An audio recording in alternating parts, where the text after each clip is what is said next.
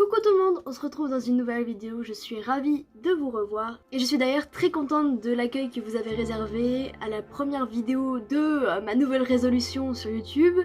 Vous avez été plus de 100 à la regarder et en vrai ça fait très plaisir parce que c'est pas des stats que je fais tous les jours sur ma chaîne YouTube, donc en vrai, en plus vous avez commenté, même si la plupart c'est mes amis qui m'ont donné des petits boosts, on va pas se mentir, mais ça fait très plaisir et du coup ça m'a énormément motivé. Ce qui fait qu'on se retrouve aujourd'hui en espérant que je puisse garder un rythme plus ou moins d'une vidéo par semaine. C'est ce que j'aimerais tenir comme rythme, du moins au début, le temps que je me mette dans le bain et que je m'habitue, à voir si je vais réussir ou non. Mais passons au sujet principal de cette vidéo du jour. Aujourd'hui j'ai chamboulé tous mes plans pour vous parler d'une trouvaille très récente, comme quoi les meilleurs visionnages peuvent être ceux avec le moins d'attente, parce que je me suis lancée dedans vraiment à l'improviste, c'était absolument pas prévu que j'en parle aujourd'hui. Pour vous mettre dans le contexte, j'ai sur Nautiljon une application où on peut référencer les animes qu'on regarde et les mangas qu'on lit, etc. En tout cas tout ce qui entoure cet univers. J'ai une liste énorme, mais quand je vous dis énorme, c'est énorme, d'animes à voir. Il faut savoir qu'il y a vraiment de tout à l'intérieur parce que je suis une personne qui adore découvrir plein de choses tout le temps. Et donc il y a une tonne de choses très diversifiées qui sont pas forcément dans les critères dans lesquels je me cantonne le plus, c'est-à-dire ce que je suis sûre qui va me plaire. J'ai un peu de tout et juste parce que je suis curieuse, ils sont là, je sais que je veux les voir un jour. Mais souvent j'ai beaucoup de mal à piocher à l'intérieur et à me mettre définitivement à regarder un anime. Avant tout, il faut savoir que je suis pas une très grande fan de ce qui est sorti avant les années 2000. Je sais pas trop comment expliquer pourquoi j'ai pas forcément une affinité avec. Simplement, je pense que c'est les graphismes et ça a toute une ambiance très... j'allais pas dire vieillot, mais c'est peut-être pas le mot.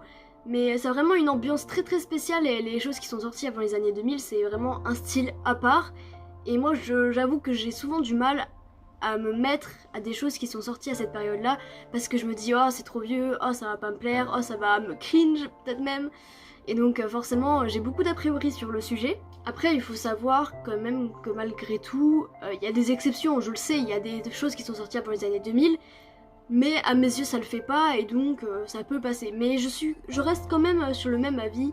Je suis pas trop quelqu'un qui aime l'animation à cette période. Et d'ailleurs, si vous avez un film d'animation ou anime comme vous voulez, qui sont sortis avant les années 2000 et que vous recommandez absolument, que vous pensez être intéressant de me le recommander pour peut-être me faire ouvrir les yeux et peut-être me faire changer d'avis sur le sujet, n'hésitez surtout pas à le mettre en commentaire, je suis tout oui à vous écouter, vos propositions, et même à découvrir ce que vous me proposez pour ensuite peut-être par la suite en parler dans une prochaine vidéo, qui sait. Mais on va revenir au sujet principal. Faut savoir que ces derniers temps je me fais vraiment violence pour ne pas commencer de nouveaux animes H24 parce que, comme je vous l'ai dit, j'ai une hyper grande liste de choses que je veux découvrir, ou même tous les animes de saison qui sont en cours, et j'ai envie de commencer des tonnes de trucs. J'ai envie, genre, dès que j'entends parler d'un anime qui a l'air un minimum bien, j'ai envie d'aller le voir, j'ai envie de regarder. Dès que j'entends des bonnes critiques, des machins, ça me donne très envie de découvrir.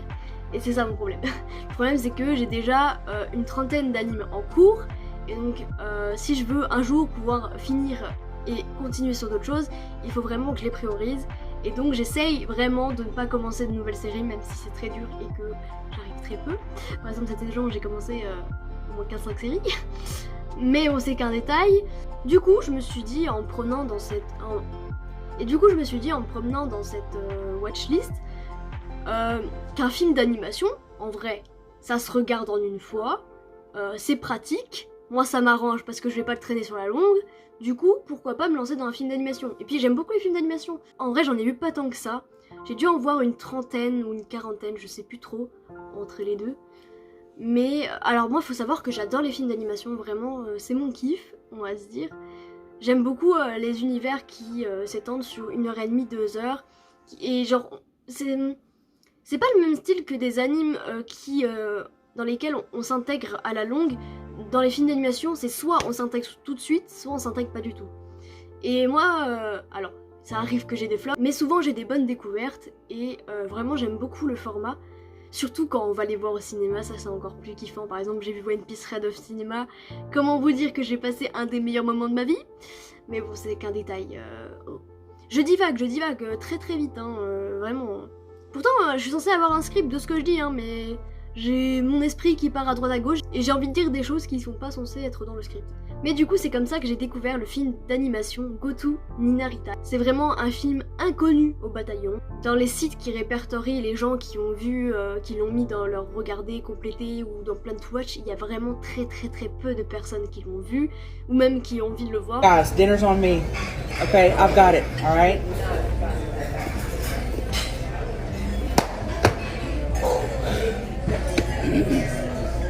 En même temps, je peux comprendre, c'est quand même un film qui date de 1995. Après, c'est pas l'un des plus vieux, on va pas se mentir, genre c'est à 5 années des années 2000 quand même, donc ça va. Vu qu'il a pas fait son essor et qu'on en a pas beaucoup entendu parler, je pense que ça a dû jouer. Et franchement, c'est tellement dommage, parce que je vais vous en dire que du bien, et j'espère de tout cœur qu'à la fin de cette vidéo, vous aurez envie de le voir, parce que il mérite d'être un peu vu. Et pourtant, le fait qu'il soit impopulaire et qu'il soit tombé un peu dans les néants de l'animation, ça aurait pu faire absolument l'effet inverse, que je n'ai pas envie de le voir, surtout que c'est un film du coup avant les années 2000, c'était encore plus une raison pour moi de ne pas le regarder parce que ce n'est pas mon style de base, c'est pas quelque chose qui m'intéresse spécialement. Et au vu des visuels, je m'étais dit, je doute un petit peu que ça puisse me plaire. Mais avant ça, avant de vous dire ce que j'en ai pensé, etc., je vais vous en dire plus sur l'histoire. Donc on va suivre la petite Ritsuko, c'est une petite fille qui est handicapée du pied, et elle va rentrer au CP. Et on va suivre à mes yeux la triste réalité des gens inaptes, des gens handicapés, sous le prisme de l'enfance. Ça peut paraître très simple comme résumé, et ça peut vraiment pas donner envie. Enfin, en soi, oui et non. Ça peut intriguer, comme on peut se dire, c'est un truc qui traite de l'handicap banal. Mais pas vraiment.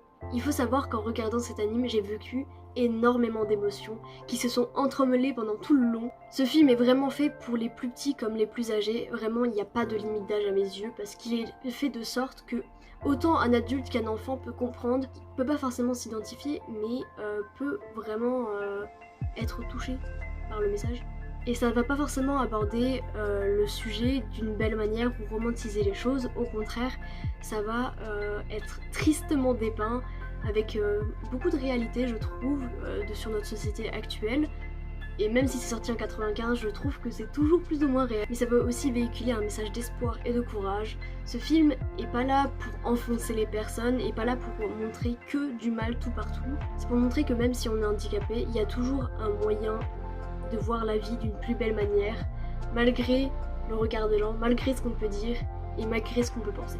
Du coup, on va parler un peu des personnages, en commençant par Mitsuko, la petite fille qui est vraiment une enfant adorable. Elle est assez intelligente, on va pas se mentir, elle arrive à comprendre les choses, mais ça reste une enfant. Donc il y a certaines choses qu'elle ne peut pas saisir, elle peut pas savoir pourquoi, elle peut pas savoir comment s'en sortir. Il n'y a pas toutes les astuces ou un avenir tout tracé pour elle. Et je trouve qu'on va la voir avec beaucoup de courage, on va la voir grandir, on va la voir devenir plus mature, pourtant alors qu'elle est toute jeune, et c'est une petite fille qui veut avant tout être aimée et être acceptée des autres. Mais pour ça, il faut qu'elle commence à s'accepter elle-même avant tout. Et il faut savoir que ce n'est absolument pas le seul personnage qui est très touchant et qui est très bien écrit dans cette œuvre, qui d'ailleurs dure à peine 1h15, et pourtant ça dépeint vraiment des personnages en or. J'adore le travail qui a été fait dessus, c'est vraiment bien fait, c'est passé tellement de choses, j'étais tellement à fond dedans, genre c'est pas passé trop vite, mais c'est pas non plus passé trop long, genre vraiment c'était juste bien, ça avait à raconter ce que ça a raconté. Et genre, j'en demandais pas plus, ça remplit tous les critères que je voulais. Et du coup, on va aussi parler des autres personnages qui sont à mes yeux les plus importants, tel le père, qui est très compréhensif, très doux, très attentionné avec sa fille, qui depuis petit est là pour elle forcément, et qui est un tempérament beaucoup plus calme par rapport à sa femme qui est très surprotectrice et qui s'inquiète tout le temps pour sa petite fille. Forcément, elle a vu ce que sa fille a dû subir pendant toute son enfance parce qu'elle est handicapée. Elle a vu à quel point c'est compliqué de vivre en étant inapte. C'est sa petite fille, c'est sa chair de sa chair, elle veut la protéger, elle veut avant tout qu'elle soit acceptée comme elle l'accepte.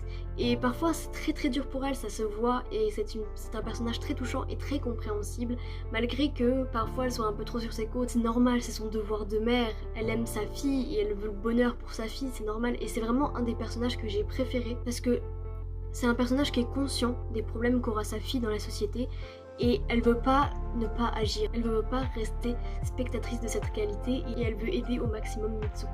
Et toute cette famille rend vraiment très bien parce que c'est un cocon familial, il est imparfait mais il est très doux, très mignon. C'est le genre de famille sur lequel tu peux bien compter, sur lequel tu vas jamais te lâcher, tu vas jamais être jugé. Et c'est le cocon familial qu'il faut à cette petite fille qui a déjà du mal à accepter sa différence. Il y a d'ailleurs également le médecin de Mitsuko qu'on va voir à plusieurs reprises et qui est aussi un des personnages que j'aime beaucoup parce qu'il va beaucoup aider notre petite à s'accepter, à aller de l'avant, et puis il l'a suivi depuis très jeune. C'est un personnage hyper intéressant parce que il y a une petite histoire autour que je ne dirai pas mais qui est très bien abordée et qui rend les choses encore plus touchantes, impactantes. Également qu'il comprend. Il se sent proche de la petite fille d'une manière ou d'une autre. Du coup, chaque intervention de personnage est vraiment bien faite, intelligemment faite, elle n'est pas inutile, tout sert au propos. J'ai du mal à trouver des défauts à cette histoire. Je vais pas forcément en citer parce qu'à mes yeux, j'en trouve pas forcément. Bien sûr, je ne lui ai pas mis un 10 sur 10 parce que j'ai des animes avec qui j'ai le plus d'affinité et qui me tiennent beaucoup plus à cœur. Mais sincèrement il a eu une très bonne note. Je crois que je lui ai donné un 9 sur 10 pour vous dire à quel point j'ai aimé ce film qui dure à peine 1h15 je le rappelle et qui date, et pourtant les graphismes sont vraiment pas dérangeants à ce niveau là. Genre on voit que c'est un style ancien, un style des années 90, mais dans un autre sens c'est vraiment pas moche en fait, c'est assez beau, c'est assez fluide. Après bien sûr c'est pas la qualité qu'on va avoir aujourd'hui sur par exemple des films de Demon Slayer ou Jujutsu Kaisen, faut bien être logique, ou sur des films Je veux manger ton pancréas, etc. C'est vraiment pas du tout le même style et la même époque, donc forcément ça va pas briller forcément par son animation, mais juste regarder pour son histoire mérite d'être écoutée, son histoire mérite d'être vue. Ce film mérite d'avoir un peu plus de visibilité et je trouve ça tellement dommage que les gens soient passés à côté parce que vraiment il y a du potentiel de ouf. Il faut savoir que ce film aborde énormément de sujets tels la jalousie, le favoritisme, les relations entre les élèves, les préférences, et d'ailleurs les relations entre les élèves, tout ce qui tourne autour de l'école va être très important et au cœur de l'histoire.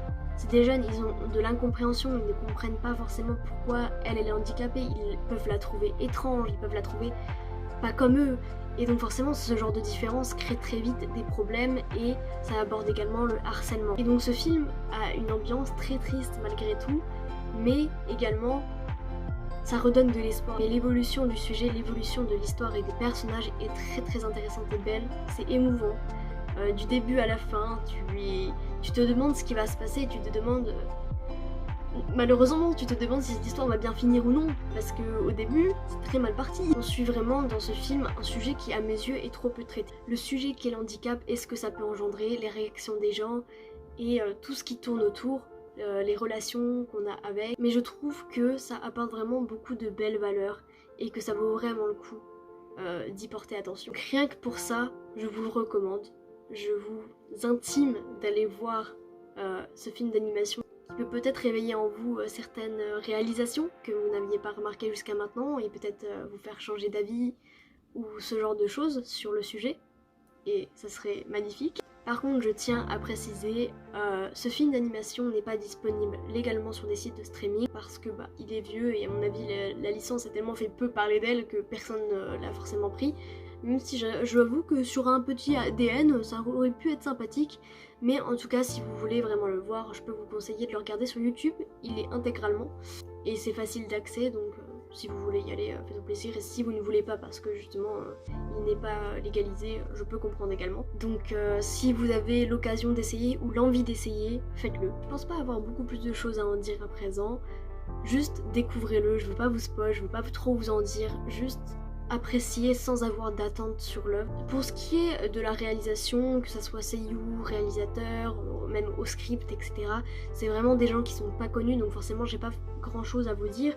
Cependant, j'ai quand même deux petites informations. Je peux quand même vous faire remarquer qu'à la musique, nous avons Michiru Oshima, qui a également travaillé sur Full Metal Alchemist, donc je pense qu'elle est un peu rodée dans le métier. Et nous avons également au storyboard Takashi Seijo, qui a travaillé en tant que directeur d'animation sur certains épisodes d'Hajime no Ippo ou de Death Note. Donc, en vrai... Bon, certes, il y a quand même des années d'écart entre les deux, mais voilà, si ça peut vous donner un peu l'avis du staff, même si j'ai pas beaucoup plus de choses intéressantes à vous dire. Le studio d'animation n'est pas connu pour avoir fait des choses à grand succès, donc forcément je pense que ça sert à rien de vraiment m'étaler dessus. Mais en tout cas, je pense qu'on va s'arrêter là. J'espère que cette vidéo vous a plu. En tout cas, ça m'a fait plaisir de tourner pour vous. Ça m'a fait plaisir également de vous présenter un film qui personnellement m'a beaucoup plu, en espérant avoir des retours dessus si vous l'avez vu ou si vous allez le voir. Donc revenez, n'hésitez pas à m'envoyer un DM sur Insta ou même en dessous en commentaire de la vidéo YouTube. Ça me ferait très plaisir de savoir que des gens l'ont vu. En tout cas, je vous dis à la semaine prochaine, j'ai hâte de vous retrouver. Bye!